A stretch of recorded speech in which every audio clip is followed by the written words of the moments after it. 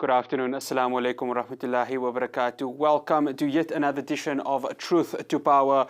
My name is Faraz Patel. Thank you so much for joining us. I'll be in your company for the next 55 minutes. Well, let's get straight through to our guest. She needs no introduction in the political field of South Africa. She's one of the most astute women in South African politics. It's none other than Dr. Makosi Koza. Dr. Koza, good afternoon, and thank you so much for joining us on Truth to Power here on ITV Networks.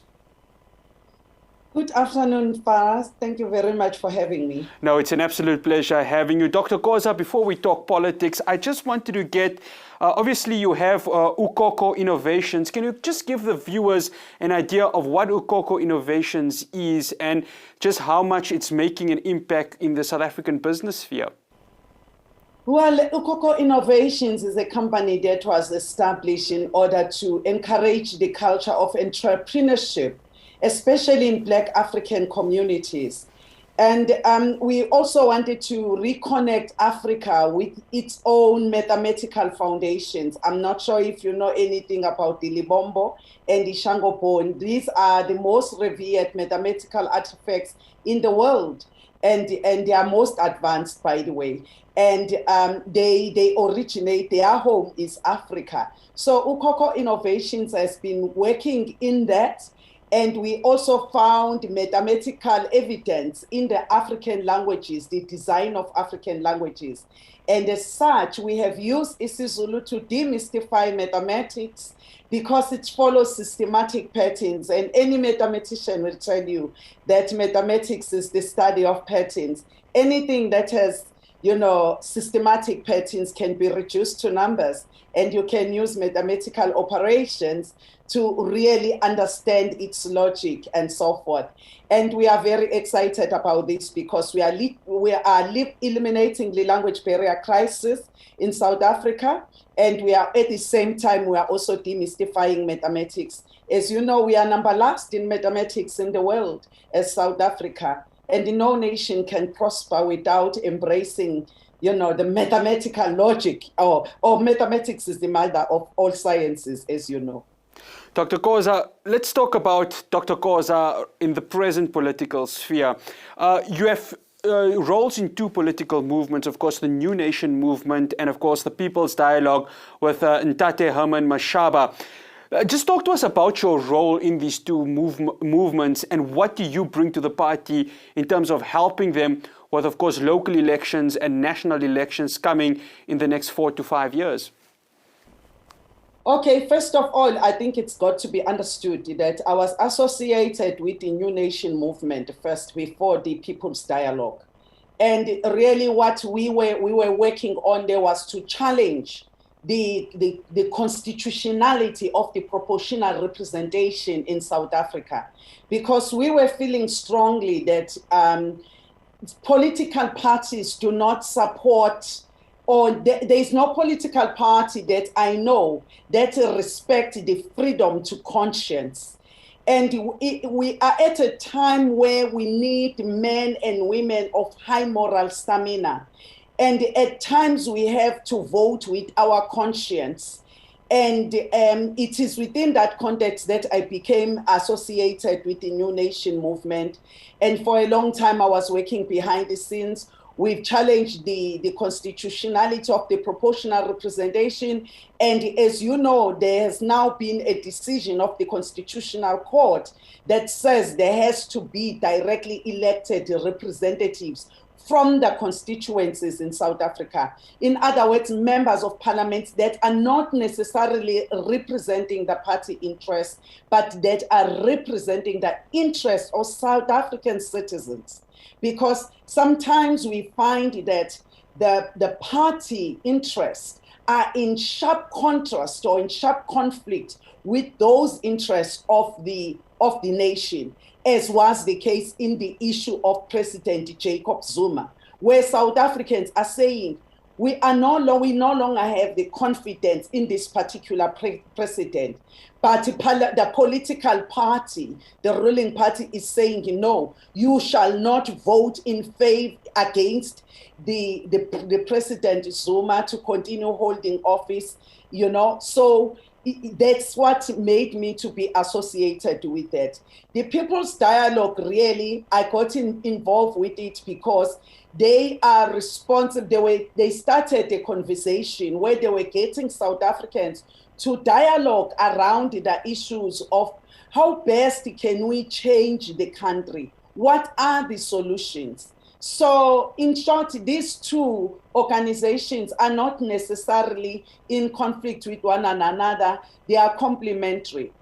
And as a matter of fact, yes, I am associated with the People's Dialogue because the People's Dialogue was sought to find solutions for the problems that we face, whereas the New Nation movement was really looking at making sure that we drive the electoral reforms, and that's what the New Nation movement is going to continue doing, because these recommendations are not in favor of the ruling party, and obviously they may not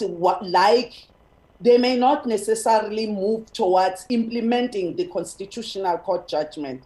And so one is really making sure that that process goes ahead, whilst there is also an alternative for South Africans to exercise their political preference, especially in the corruption-riddled environment that we find ourselves in. Dr. Koza, you spoke about obviously the Constitutional Court judgment about electoral reform, and of course this happened a few months ago. Just how important is it now, not just for the constituencies, but for also giving independent candidates a chance to have their say in South Africa? We are so used to, of course, the big three parties of the ANC, the EFF, and of course the DA. But surely this now allows an opportunity for these independent candidates like yourself, like Ntate Herman Mashaba, to come to the party and say, now it's time for us to have a say in the future in South Africa. It's actually extremely important because, as you know, Herman Mashaba and myself, we share a common history. Both of us, we were excluded from our own respective organizations because they wanted us to follow a particular line that is not necessarily consistent with the expectations and what the South Africans expect from those that claim to be representing them. So it definitely gives men and women of integrity and opportunity to stand for office. Some people actually do not want to be associated with any political party. Some people are just professionals. You might have a chartered accountant who says, listen, I would like to stand for public office because my main interest is to go to Parliament and serve in the Standing Committee on Finance so that we can fix the public purse, we can fix even the habits of borrowing, even sometimes for unnecessary things, you know. And such people must be given the space to do so without having to be allowed to a political party. And that's what we are talking about when we speak about the true representatives of the people. Dr. Koza, yourself, along with Abel Tau, who's also joined the People's Dialogue, and you've got Herman Mashaba. I mean, it's no secret that the three of you are three experienced heads that are bringing all your experience in politics into this movement. So what would you say is the 5-year plan, along with these two gentlemen, in trying to shape the future for the people's movement? Well, the interesting thing is that I was at the executive committee of the New Nation movement this morning, and we have resolved that I need to champion or be the leader of the Federation of United South African Women. As you know, the environment for women in politics is extremely difficult. I will give you a good example. There was a lady, Daphne Ranto, who was one of the women that I was fighting side by side, fighting corruption in Parliament. The ruling party, what the ruling party did, they actually decided that they were not going to include her as a member of Parliament. Today, as I speak to you, she's no longer a member of Parliament. I was also obviously excluded from those people. And in fact, I was forced to resign because I was persecuted and it was becoming increasingly difficult. And I think it's very important to say, I want this movement, this United Democratic, this Federation of United South African Women, to be a home for all women across all political parties, even women that are not associated with any political ideology. Because as women, we face different challenges. There is also a case of Zanele Magwaza, the leader of the National Freedom Party. And that woman suffered multiple strokes, and we don't talk about these issues. We also had the similar situation with Hazel Jenkins, who was the Premier of Northern Cape, and she was working under extremely difficult conditions. As you know, the chair of the ANC in Northern Cape is in prison as I speak to you now. And that woman was fighting corruption. And for fighting corruption, what was she rewarded with? She was rewarded with a stroke. Multiple stroke. As I speak to you, she is wheelchair bound. So it's very important that we deal with this issue of building that. To me, that's going to be the value that I'm going to be bringing to the table, to the People's Dialogue, as well as to the New Nation movement and all other political parties and organizations that wanted to deal with corruption in South Africa. And I think, Dr. Koza, you touch on it, the toxic masculinity, the egos, the chauvinism that exists in politics, which is denying women their chance to make a real impact in the political sphere of South Africa, as with the examples that you gave now. Before we go to an ad break, Dr. Koza, big business. You were there, of course, in Parliament when the Guptas exerted their influence on the ANC. It's no secret that, you know, big business still has its influence within the ruling party. How does the New Nation movement and the People's Dialogue that you are part of right now avoid there being big business influencing the constitutions of these movements, but most importantly, the big decisions of these movements? You know, it's very interesting that you are saying that, because part of the reason why, by the way, I started a political party, as you may know, the African Democratic Change. But suddenly I found myself being forced by big businesses who were supporting us initially, and they were forcing me to go back to Cyril Ramaphosa and join back Cyril Ramaphosa, in other words, go back to the ANC. And I found that to be at odds with myself, because I wasn't happy with the fact that in the ANC, I was suffocated from dealing with the issues that I knew had implications on the country. It wasn't until big businesses started influencing the processes of the ANC that we were openly able to challenge the Guptas. Before then, it was very difficult. Even Cyril Ramaphosa was not coming forward in terms of fighting the Guptas during the time when the DA and all the other parties were raising these issues. They were not prepared to do that. So as the New Nation movement and as the People's Dialogue, my hope is that we are not going to allow big businesses to drive the agenda of Parliament, but we shall allow ourselves to let South Africans drive the agenda of Parliament. We've even seen how that has played itself out during the COVID-19. President Ramaphosa, the first thing that he had to unban during COVID-19 was cigarettes.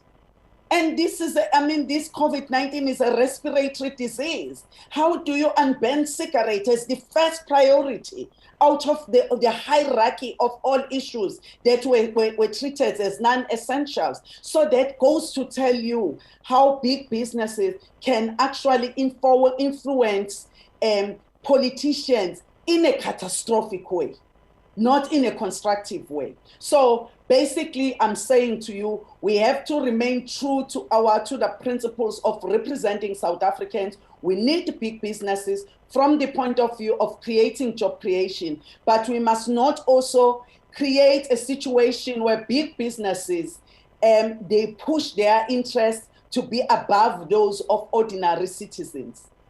I'm in conversation with Dr. Makosi Koza, who is, of course, a member of the New Nation Movement, an activist with the People's Dialogue, and, of course, the Chief Executive of Koza Innovations. I will continue my conversation with the doctor after this break.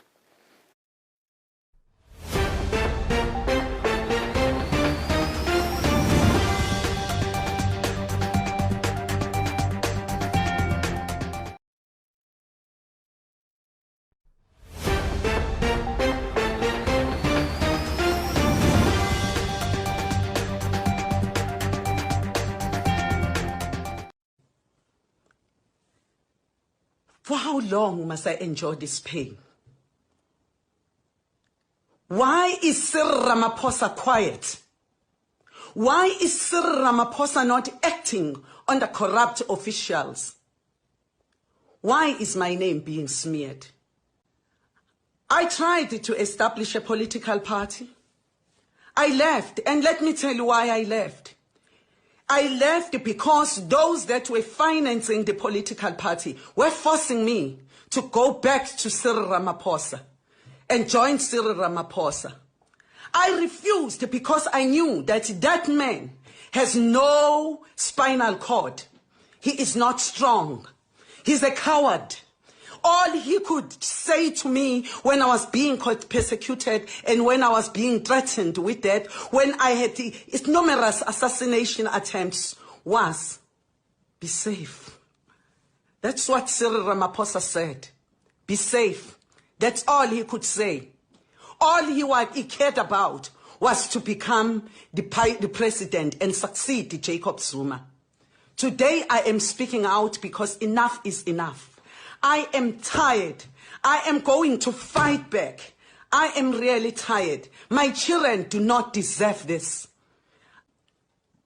Why are South Africans quiet when moral voices are strangulated? Why are South Africans quiet when some of us with fortitude that stand up for the truth are being persecuted?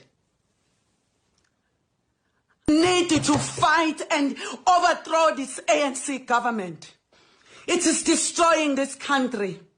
It is destroying our children. It is destroying the education system. It is dividing us. If we are divided, that's what they want. They want you as a white person to look at black people and think they are just a bunch of people that share collective stupidity.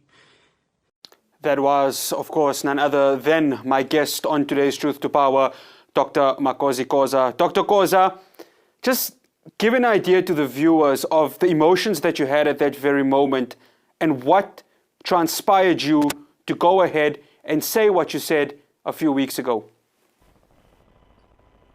First of all, I think we have allowed women to be persecuted for standing for what is right. And I find that women tend to be targeted more than any other person. As I was saying earlier on, I mean, there was also another woman that I believe died mysteriously, Loliwe, who was serving with me in the SAPC inquiry. She died in a car accident. And she was one of the women that I was fighting side by side with in Parliament to fight corruption. But coming back to my own personal case, it was because I had developed bilingual grammar textbooks that are kept aligned, approved by the Department of Basic Education. And these textbooks are from grade 4 to 12. Now the ANC did not want to take these textbooks in KwaZulu-Natal because I developed the system. I actually developed the new approach of teaching African languages, which is called CIMA, which is Comparative Integrated Mathematical and Multilingual Approach. And the textbooks are also authored by myself. So they felt threatened by that. So they were then demanding that I apologize to the ANC for having insulted them, that they are corrupt. And I refused to apologize for that, because I do not believe that any citizen of South Africa must have a precondition of selling their souls in order to do business with government. So the ANC, in order to force me to do that, they then decided to collude with eThekwini municipality. My house happens to be below a water reservoir. Each time when I have anything that I say, even during the time when I was fighting for the vote of no confidence on President Zuma, they did the same thing. They discharged water into my property, and it's such a large volume of water. It really causes cracks to my house. It just makes the house muddy. It's just a messy situation. So the municipality did the same thing because they thought that if they do that, then I will feel the pain, and maybe because of the sheer amount of money that may be involved if they distribute these textbooks to all the schools, maybe I might just reconsider and apologize publicly. So I refused. Instead, I then said to the municipality I was going to take them to court for having discharged this water to my property and for having failed for 18 years to put the stormwater drainage above my property and for addressing the overflow of the water reservoir above my house. So the ANC, when they realized that that's what I was coming up with, they then started the smear campaign where they were saying I had benefited in the Eskom 140 billion contract, which I know nothing about. I am not doing any business with government, and I don't even know how I could have benefited from that. It was just a simple smear campaign. Now, I then got really tired because I was feeling already in parliament, all the three women that were vocal on corruption from the ANC were punished severely. And God forbid, I still believe that something happened to Loliwe, because I know that even myself, I almost died also in a car accident, which happened mysteriously. So I know that these are the tricks that they are using. And I was frustrated out of that because I was saying, here we are as women, we are trying to change South Africa. We are trying to truly represent the interests of the people of South Africa. We want to have shared prosperity, but we are repeatedly being punished for being truthful and for being genuine about representing the interests of South Africans. And I was feeling that, South Africans kind of are taking a back seat when we are being persecuted. And I was feeling extremely emotional that day. I was feeling as though I was feeling alone as a woman. And hence the birth of the Federation of United Women of South Africa, because I don't think that as women we should allow ourselves to feel alone when we are going through this when we are being persecuted, especially for speaking truth to power. We shouldn't be persecuted for that. A normal society encourages that. Our society is abnormal because it punishes those women that stand up, and it punishes those people that speak out against corruption, but it rewards those that are corrupt. As you know, we have a lot of ministers. I mean, you have even the deputy president of the republic who is from Mpumalanga. And everybody knows, it's an open secret, that that man is corrupt, and he was running that province in a mafia kind of style. But what did South Africans do? They allowed that man to be promoted to the deputy president of the country, to a point where we are embarrassed as a country. Even the New York Times even wrote an article like questioning South Africans. What's wrong with you, South Africans? Why are you promoting people with extremely compromised moral fiber and people that are so empty inside from a point of view of understanding the difference between right and wrong? Because we had done that with President Zuma, mind you. Remember that he was accused at the time of having raped Koza. And what did South Africans do? They tolerated that he was promoted to the head of state.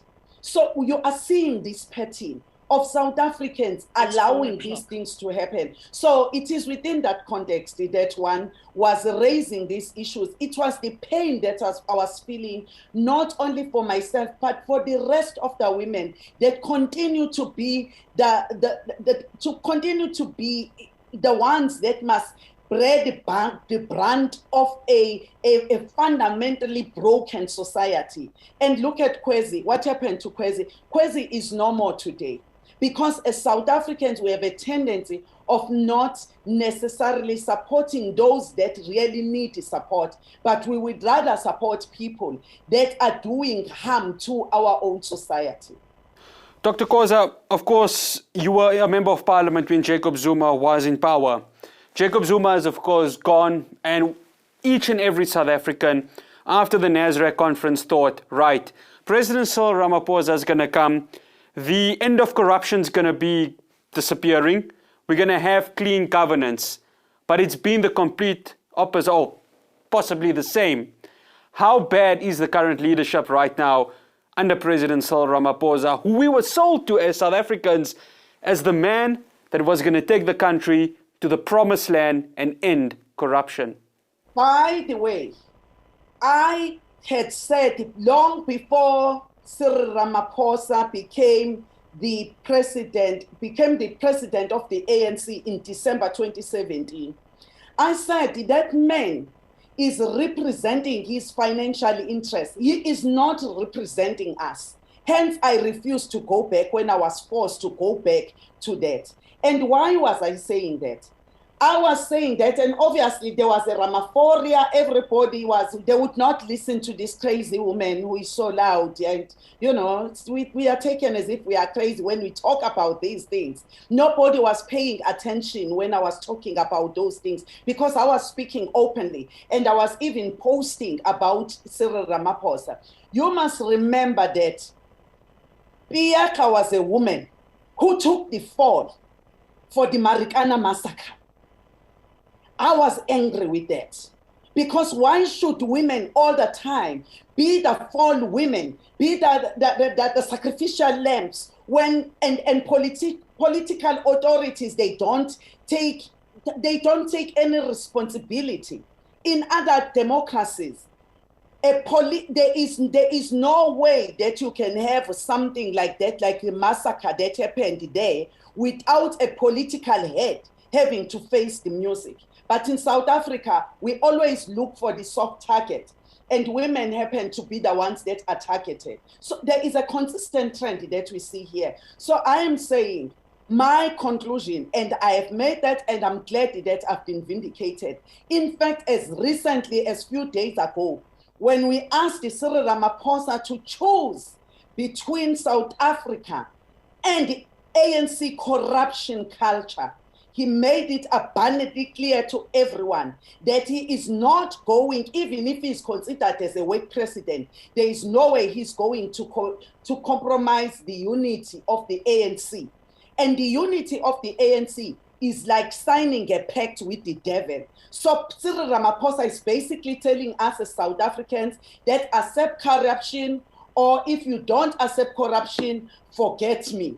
Because I am going to stick with this thing called unity, but this unity is actually a disguise of corruption because that's what it is. And a unity would mean Ace Mashkashula must not face the music for his implication in all the scandals, the corruption scandals. It means that all these other MPs, ANC MPs and ministers must not face the music and consequences for their own actions. So Cyril Ramaphosa has made it clear. And I am saying we are actually worse because, let me say this, President Jacob Zuma, to his credit, he was an open book because he wasn't as sophisticated as Cyril Ramaphosa.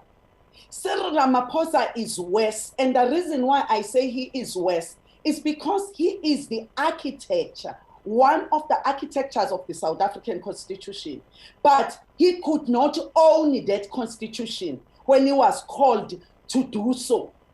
He doesn't know that Constitution. So to him, it was just a matter of just good sounding words that he was putting in. It had no meaning from a point of view of values. The kind of values that he is putting forward are quite disappointing. And I don't blame South Africans. They thought that because even President Nelson Mandela had faith in him. Remember that President Mandela had made it clear he preferred him over Mbeki. But we can see that under Mbeki, corruption was not like this. Yes, Mbeki might have done, obviously, there is issues as well around the HIV/AIDS, how he handled that, but generally the way he handled the economy and the corruption, because under him there were scorpions. Under him, we saw people going to jail. We know councillors that went to jail and so forth. But with Cyril Ramaphosa, we are told straight away as citizens that forget it. Corruption is here with you to stay. Dr. Koza, I'm going to ask you to take your breath. We are going to be going for an ad break. After the break, I'll be in conversation with one of the leading female politicians of our country and a great mind. It's Dr. Makosi Koza. Stay tuned.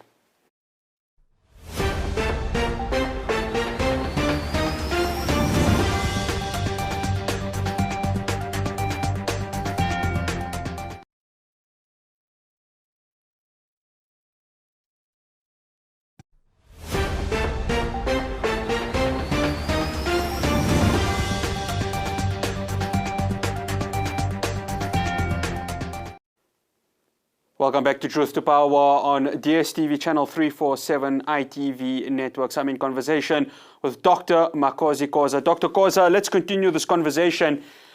We just saw in the last few weeks the PPE tender scandal that has happened involving the president's spokesperson, Kusela Diko, with some great journalism from independent newspaper journalist Peter Rampedi. Before that, of course, we saw state capture happening right under our eyes with the Gupta family. Dr. Koza, why is corruption so rife in the ANC? Why has it become part and parcel of a party that was always seen as this liberation movement? Why can corruption not be erased from this party? Because it just seems to continue to haunt them every single time. You know, having been part of the ANC for 35 years, I can tell you that when we started seeing corruption coming up and so forth, it was almost like a nightmare. You kept on thinking that, no, but these people are going to realize this thing and change. But I have now concluded that it's very difficult to change a psychologically defeated person and make that person be responsible with governing the matters of the country. Basically, what I'm saying here is that we are governed by a bunch of psychologically defeated people who have even forgotten their own mission of what they were established for in the first instance. And in this case, I'm talking about the African National Congress. And we see this as a trend in African politics. It's not only in South Africa. We see this in one government after another government. You even had it right here next door with Mugabe. Mugabe started off very well. The education system was doing very well. I mean, everybody just loved Mugabe. But what happened at the end? He was just so corrupt. It was actually scary. Basically, what we now need to do is to do what Dr. Nelson Mandela said.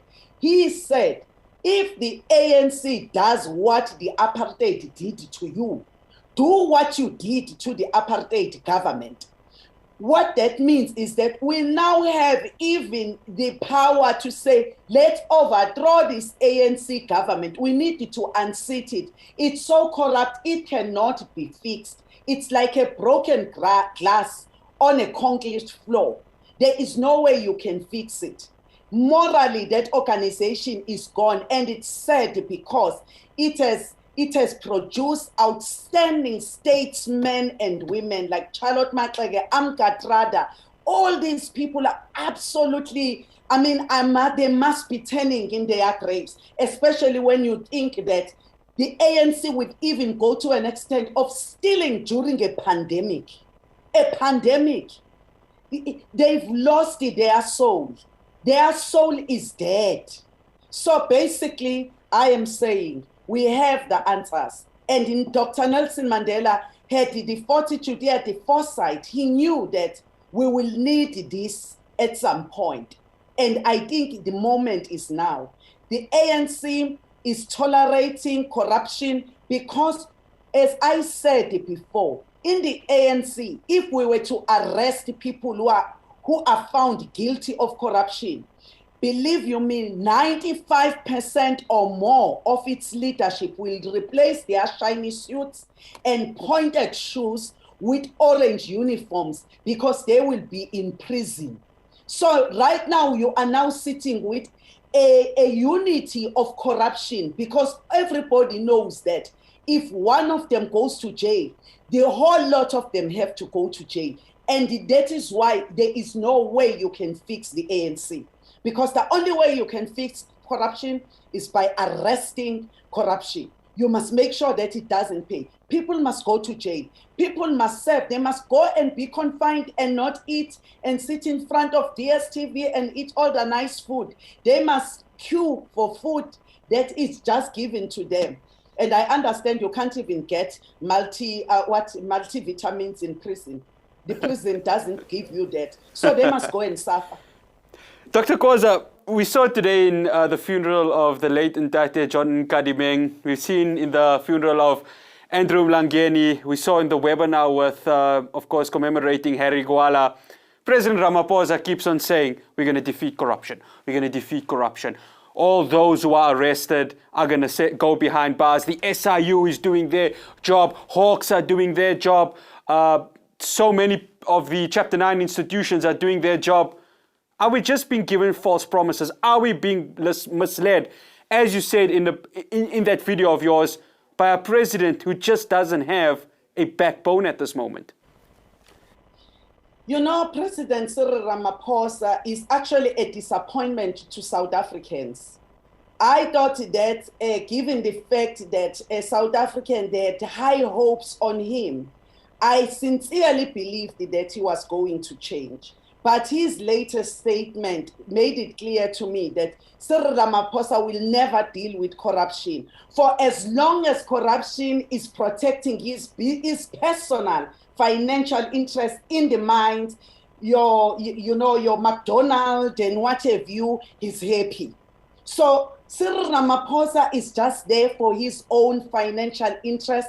That's all there is to him. So when he says these things, he just says them just to sound politically correct.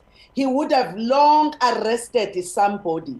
But what we are seeing now, we are even seeing the ANC investigating itself on this COVID-19 scandal, PPE scandal. How can you investigate yourself? Because you might find that even amongst those that are even appointed, safe to say that there's only one woman even in that committee. How can they investigate themselves? And it's like sentencing yourself to death. That's suicide.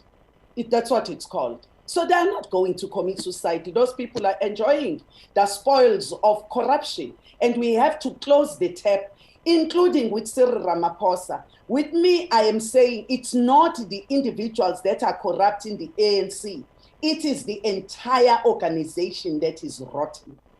And Dr. Koza, you bring up a good point, because so many of the staunch ANC supporters will say, well, it's just the individuals, it's not the entire party. But when you listen to the State Capture Commission of Inquiry and you listen to what the bodyguards or the drivers of Brian Molefe and Malusi Gigaba had to say about the bags that were taken from Saxonwell of the Gupta compound, why did the ANC allow this to happen? How could they allow these individuals to just go ahead and take these bribes and allow the Guptas to exert their influence onto the politics of South Africa, onto government itself, when the whole party is supposed to go ahead and stamp down on these individuals? That just shows that the party itself is allowing this corruption to happen. The sad thing about liberation movements, and almost throughout the African continent and elsewhere in the world. We find liberation movements unable carrying that culture, that underground culture, back to the culture of transparency, of accountability, and so forth. Basically, a liberation movement, as far as I'm concerned, is not a vehicle, a good vehicle, to be a governing party post-independence, because this problem is repeating itself all the time. And the ANC had done a fantastic job as a liberation movement, but as a governing party, it is failing dismally, because it is allowing corruption to a point where it's not only at national or provincial level. Even municipalities have collapsed completely. SOEs, everything is collapsed. In KwaZulu-Natal, to give you a good example, how do you explain in an environment where the language barrier crisis has not been addressed? There are textbooks that are supposed to be purchased, but the ANC in KwaZulu-Natal has siphoned 2.5 billion on sanitary towels, and they are using the need of young girls that need the sanitary towels. Just imagine how many sanitary towels are those. And you know what is the sad thing? They even sent these sanitary towels to crashes, to children, toddlers that are 1 year old toddlers. You are giving them a sanitary towel. That's the level of corruption that is just despicable. And that is what we need to fight at the South African society. Hence, we have to unite and make sure that we forget the racial lines, we forget all that, and we unite as South Africans and root out corruptions. We must not betray Charlotte Maxeke, Lillian Goyi, Amdikatra, Nelson Mandela, and many other, Amina Kachalia, Ray Alexandra. All these people, they must be turning in their graves if they are looking at what the ANC is doing in South Africa. Dr. Koza, then what about the ANC Integrity Committee? Is that something, should we call it an Integrity Committee? That's what I want to ask you, because it is supposed to be a section within the party that holds members of the party to account. Is the Integrity Committee losing its integrity? I have no confidence in that Integrity Committee. And I will tell you why. That Integrity Committee is also anti-women. I will keep on bringing these issues. Diana Pole, who was the Minister of Communications, that same Integrity Committee recommended that Diana Pole must lose her position as the minister because she traveled with a boyfriend or whatever. It was some corruption, it was corruption. Yet, we have corruption of massive proportions. That Integrity Committee has not pronounced on Ace Makashule. That Integrity Committee is saying nothing about Diti Mabuza. That Integrity Committee is saying nothing about all these ministers and all these members of parliament who are in that parliament, who are in corruption, and councillors and mayors and all that. In KwaZulu-Natal, it's not even saying anything, even in instances where people are killed, murdered. So that Integrity Committee is like trying to call some of the members of parliament honorable when we should actually be calling them dishonorables. Dr. Koza, for years, the ANC, of course, has ruled the country, 26 years to be precise. Personally, from my side, because my grandmother was in the struggle, she would say, no, vote the ANC, vote the ANC. They gave you this, they gave you that. Yes, that's correct. You've been with the ANC, Dr. Koza, for a very, very long time. As you said it, for close to over 3 decades.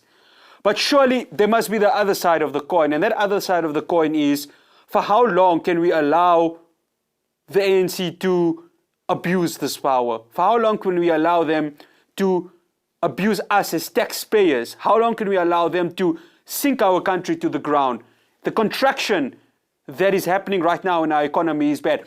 People are losing their jobs. In the media space where I'm in, people are losing their jobs. It's not just the media space. It's all across the industry. Surely now, Dr. Koza, the time has to come where we have to not just hold them accountable, but surely now they need to see for themselves that they can't be in power till the end of time. What needs to be done, Dr. Koza?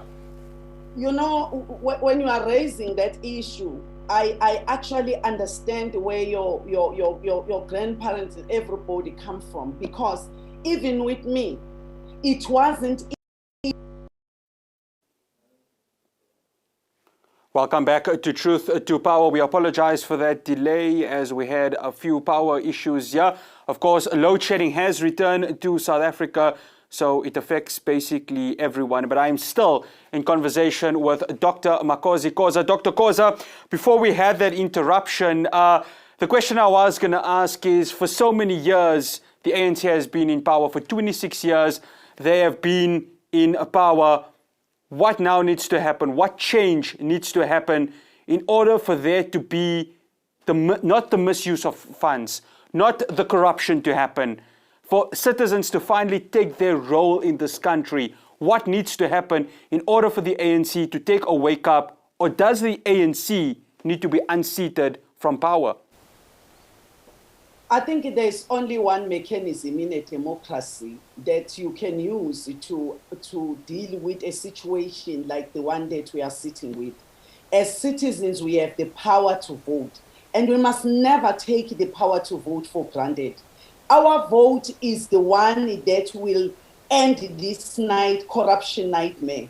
If we continue voting for the ANC, we will continue facing these problems that we are facing. We voted for the ANC because the ANC lied to us. When they came with Ramaphosa, they told us that no, this is a Tumamina kind of ANC. It's an ANC that is people-centered, but we can now tell that it wasn't Tumamina, it wasn't send me, it was it's my turn to eat. So basically, as South Africans, we need to unseat the ANC from power, and the only way to do that is to vote it out of power. Close the tap.